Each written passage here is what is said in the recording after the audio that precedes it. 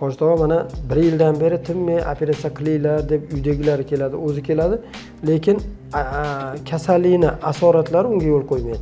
9 oy ichida 9 martamikin bordim. Shu lecheniyalarni oldim hamma. Bari normaga kelmayapti. Normaga kelmadi.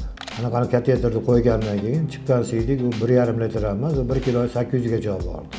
Prostata bezi bo'yicha shikoyatlaringiz qachon boshlangan? U kun ichida mana shunaqa siydik tutolmaslik holatlari bo'lgani uchun vrachga murojaat qilganman. 2 soatdan o'tib ketsa siydik tutmay qoldi. Bo'lyapti, boryapman, kelmayapti. Kelmayapti. Plahatam yozib beraman dedingiz orada. Shilyankalar bilan qiynalanyapman, azob ekan bu shilyanka bilan yurish deb. Har oyda almashtirib turasiz, trubkani. Har oyda almashtiraman. Bitta muammo prostata bezini operatsiya qilaylik desak, qovun sezgirligi. Ikkinchi muammo, masalan, buyrakda ham nefrostomik drenaj bor. U trubkadan bo'libdi qutultiraylik. Buyrakni olib tashlash kerakmi yoki bo'lmasa mana shu plastik operatsiya qilib yo'llarini tiklash kerakmi deydigan holatga ham qondagi mochivniy kreatin miqdorining balandligi yo'l qo'ymayapti. O'tkazib borib kelgan ekanman. Endi avval harakat qilganimda shu kunlarga qolmasdim hozir. Assalomu alaykum hurmatli kuzatuvchilar. Bugungi mavzuyimiz prostata bezi adenomasini asoratlari haqida. Ko'pchilik bemorlarga mana dachi CD tutilishi bilan, yuqoridagi adenomani shikoyatlar bilan kelgan taqdirda ham operativ davo ko'rsatmasi bor, operativ davoni ko'rsatmasini tekshiruvlarni qilib qo'yilgandan keyin operatsiya tavsiya qilsa, ko'pchilik qo'rqib yoki bo'lmasa boshqa bir sabablar orqali operatsiyadan qochib yurishi mumkin. Shunga bugungi mavzuyimizni oldikki, shu oddiy ko'ringan bilan ko'pchilikka shu prostata bezi xavfsiz giperplaziyasi, adenoma deyiladi ko'pchilik. Shu adenomani asoratlari. Quyidagi bemorimizda shu oddiy adenomani asorati kuzatilgan. Hozir shu o'zini o'zidan tinglaymiz.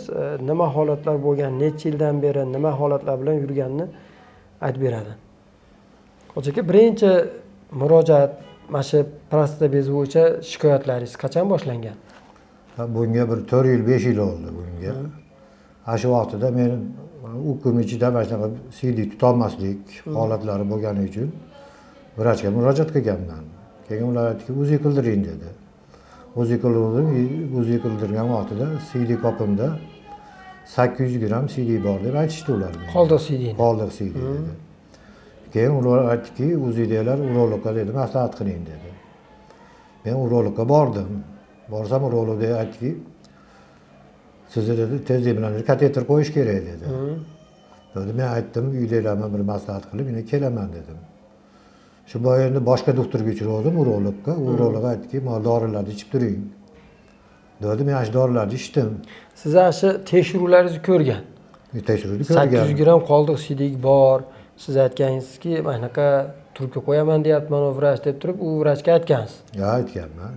Lekin u konsultativ lecheniya qilyapman degan. Konsultatsiyani lecheniya qildi. Shundan keyin men shu boy yuraverdim. Siyapman deb turib, siyapman deb yuraverdim. Yurgan vaqtimda shunaqa yana shu holat takrorlanaverdi. 2 soatdan o'tib ketsa siydik tutmay qoldi. Shundan keyin men o'rtada 2 yil o'tib ketdi. 24-yili men doktorlarga murojaat qildim yana. O'zi qildirdim. Avvalgi o'zi qilganimda siydik qopimda 1 kilo 300 siydik qoldiq bor deb aytishdi. O'zi tekshiruvda. O'zi tekshiruvda. Keyingi kun yana bir marta qildirdim. Qildirsam yana xuddi holat takrorlandi. Endi zudlik bilan dedi, urolog uchramasangiz bo'lmaydi deb menga shuni aytib tavsiya qilishdi. Men shu mana sog'lom avlod yanaqasi klinikasiga keldim. Hojiga shu kelganingizda ham qovug'ingizda siydik pufagida 1,5 litrga yaqin nima qoldiq siydik bor degan, keyin buyraklaringizda ham ishshig bor deyilgan. Ishshig bor degan, bo'kib qolgan degan. Ikki buyrak bo'kib qolgan degan. Keyin bu haliga anaqa kateterni qo'ygandan keyin chiqqan siydik u 1,5 litr emas, u 1 kilo 800 gacha bordi. Jami. Buyraklar hisoblagan vaqtida. Shu bilan hozir mana shu vaqtda hozir 1 yil 3 oy bo'ldi. Shu kateter bilan yuribman men. Keyin oralarda bir kelib tekshirtirgan kelgan vaqtimda buyuragimda shish qaytmadi. Shundan keyin bu yerda vrachlarga maslahat qilgan vaqtimda vrachlar aytdiki, buyrakka ham qo'ymasak bo'lmaydi ekan kateter deb. Buyrak ham kateter Shish ham qaytmadi. Shish ham qaytmadi. Qondagi mochvina kreatin miqdori ham tushmadi. Tushmadi. Hozirgacha tushmayapti.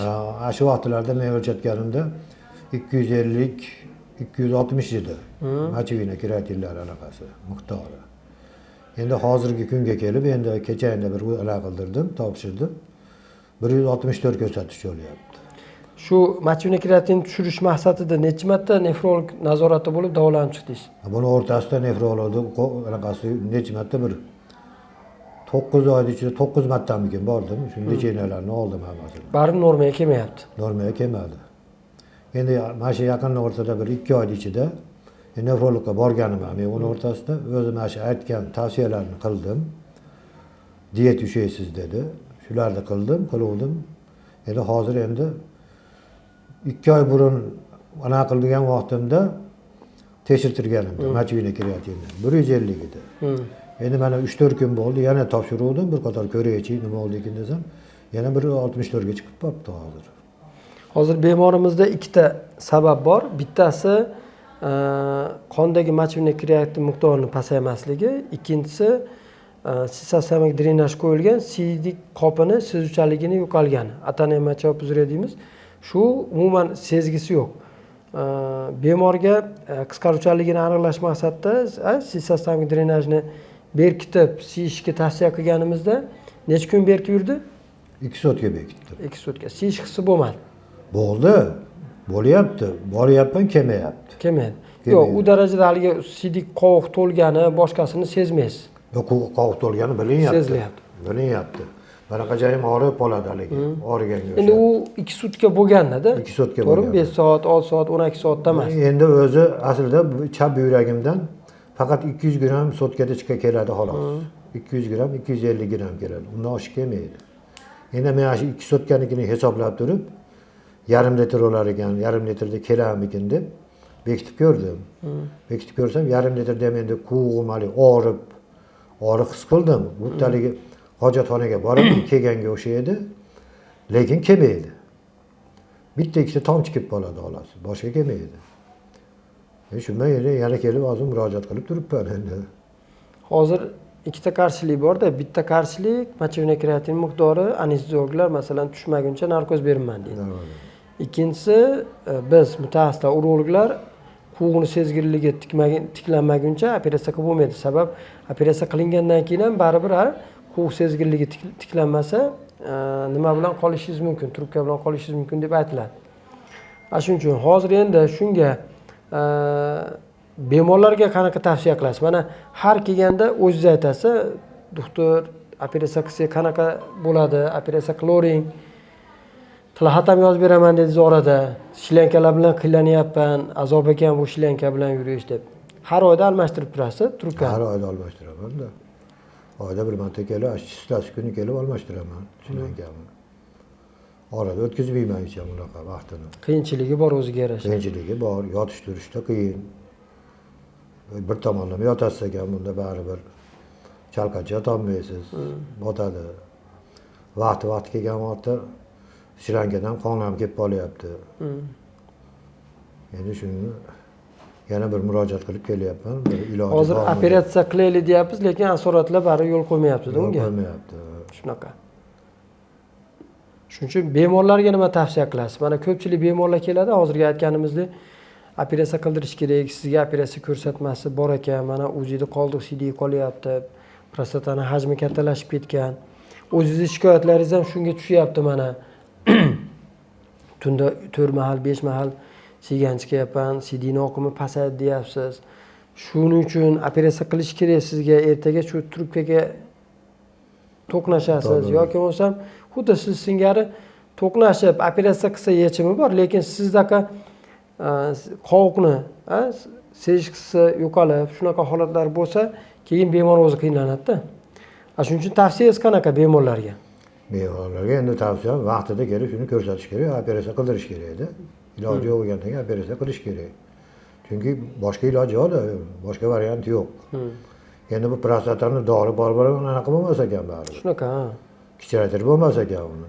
O'sha qoldiq siydik boshlanib, siz singari masalan qoldiq siydik ko'p bo'lganda bunda davolashni usulini bunaqa qilish kerak emas-da. Sizda konservativ ko'p asha dori bilan yo'qotib yuboramanga ishonib qo'ygansiz siz ham. Men ham shunga zo'r kelgan. Endi dori istam, shunga yo'qolib ketarmikin deb yurganman-da. Keyin buni eng yomon tomoni haligi CD tutilmaguncha Siyapanu degan